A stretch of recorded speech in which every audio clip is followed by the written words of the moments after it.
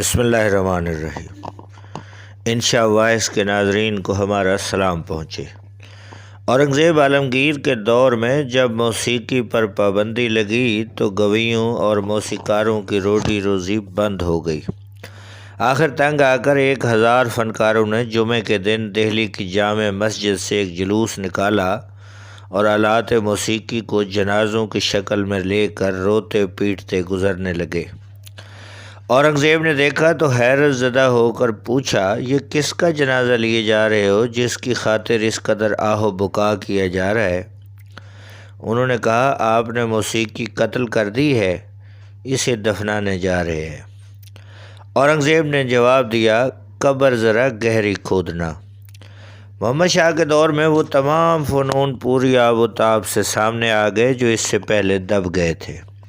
عیش و عشرت کے دروازے کھل گئے۔ اس عالم میں رقص کیوں پیچھے رہتا؟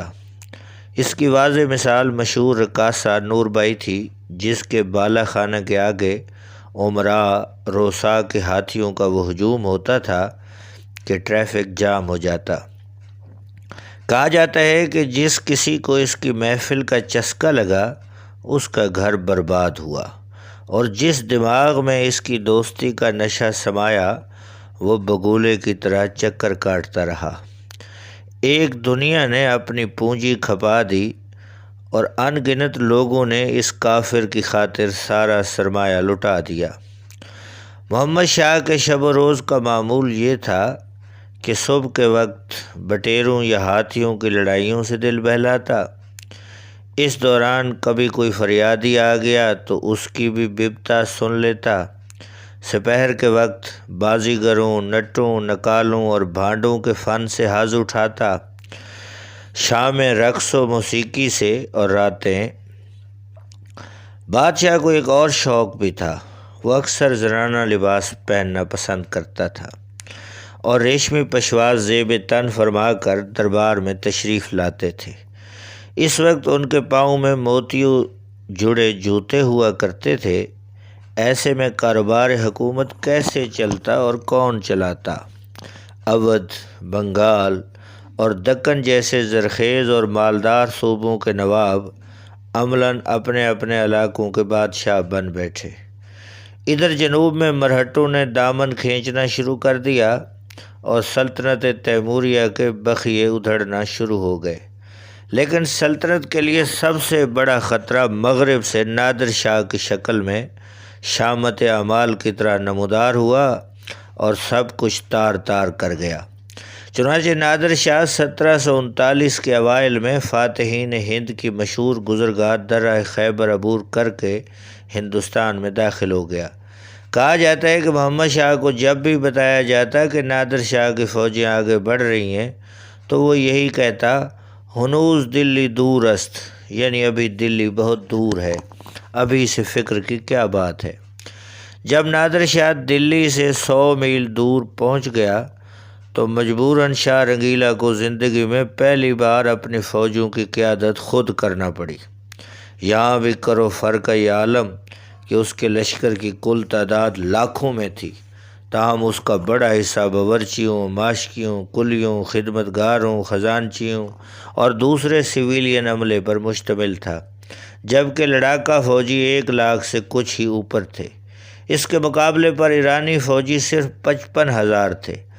لیکن کہاں جنگوں کے پالے نادر شاہی لڑاکا دستے اور کہاں لہو و لعاب میں دھت مغل سپاہی۔ کرنال کے میدان میں صرف 3 گھنٹے میں فیصلہ ہو گیا اور نادر شاہ محمد شاہ کو قیدی بنا کر دہلی کے فاتح کی حیثیت سے شہر میں داخل ہوا۔ لوٹ مار کا بازار کھل گیا، شہر کو مختلف حصوں میں تقسیم کر دیا گیا اور فوج کی ڈیوٹی لگا دی گئی کہ وہ وہاں سے جس قدر ہو سکے مال و زر اکٹھا کریں۔ جس شخص نے اپنی دولت چھپانے کی کوشش کی اسے بدترین تشدد کا نشانہ بنایا گیا۔ جب شہر کی صفائی ہو گئی تو نادر شاہ نے شاہی محل کی جانب توجہ کی۔ چند دنوں کے اندر اندر عمال کو شاہی خزانہ خالی کرنے کا حکم دیا۔ یہاں موتیوں اور مونگوں کے سمندر تھے، ہیرے جواہرات، سونے چاندی کی کانیں تھیں جو انہوں نے کبھی خواب میں بھی نہیں دیکھی تھی۔ دہلی میں قیام کے دوران شاہی خزانے سے کروڑوں روپے نادر شاہ کے خزانے میں منتقل کیے گئے۔ دربار کے عمراء، نوابوں اور راجاؤں نے مزید کئی کروڑ سونے اور جواہرات کی شکل میں بطور تاوان دیے۔ 1 مہینے تک سینکڑوں مزدور سونے چاندی کے زیورات، برتنوں اور دوسرے ساز و سامان کو پگھلا کر اینٹیں ڈھالتے رہے تاکہ انہیں ایران ڈھونے میں آسانی ہو۔ 2.5 مہینے خزانہ جمع کرنے کے بعد کا دلچسپ منظر بھی دلچسپ ہے۔ آج دربار میں ایرانی بادشاہ نادر شاہ کے سامنے مغلیہ سلطنت کے 13ویں تاجدار محمد شاہ رنگیلا بیٹھے ہیں۔ یہ 2.5 مہینے کے بعد کا منظر ہے، لیکن اس وقت ان کے سر پر شاہی تاج نہیں ہے، کیونکہ نادر شاہ نے 2.5 ماہ قبل ان سے سلطنت چھین لی تھی۔ 56 دن دہلی میں رہنے کے بعد اب نادر شاہ کے واپس ایران لوٹنے کا وقت آ گیا اور وہ ہندوستان کی باغ ڈور دوبارہ سے محمد شاہ کے حوالے کرنا چاہتا ہے۔ نادر شاہ نے صدیوں سے جمع کردہ مغل خزانے میں جھاڑو پھیر دی ہے اور شہر کے تمام عمراء اور رؤساء کی جیبیں الٹا لی ہیں، لیکن اسے دہلی کی ایک طوائف اور رنگیلا کی محبوبہ نور بائی نے خفیہ طور پر بتا دیا کہ یہ جو کچھ تم نے حاصل کیا ہے وہ ایسی چیز کے آگے ہیچ ہے جسے محمد شاہ نے اپنی پگڑی میں چھپا رکھا ہے۔ نادر شاہ گھاگ سیاستدان اور گھاٹ گھاٹ کا پانی پیے ہوئے تھا۔ اس موقع پر وہ چال چلی جسے نیلے پہ دیلا کہا جاتا ہے۔ اس نے محمد شاہ سے کہا، ایران میں رسم چلی آتی ہے کہ بھائی خوشی کے موقع پر آپس میں پگڑیاں بدل لیتے ہیں۔ آج سے ہم بھی بھائی بھائی بن گئے ہیں، تو کیوں نہ ہو اسی رسم کا اعادہ کیا جائے۔ محمد شاہ کے پاس سر جھکانے کے علاوہ کوئی چارہ نہیں تھا۔ نادر شاہ نے اپنی پگڑی اتار کر اس کے سر رکھی اور اس کی پگڑی اپنے سر۔ یوں دنیا کا مشہور ترین ہیرا کوہ نور ہندوستان سے نکل کر ایران پہنچ گیا۔ محمد شاہ رنگیلا دوبارہ بادشاہ تو بن گیا، لیکن کثرت شراب نوشی اور افیم کی لت نے محمد شاہ کو اپنی سلطنت ہی کی طرح اندر سے کھوکھلا کر دیا تھا۔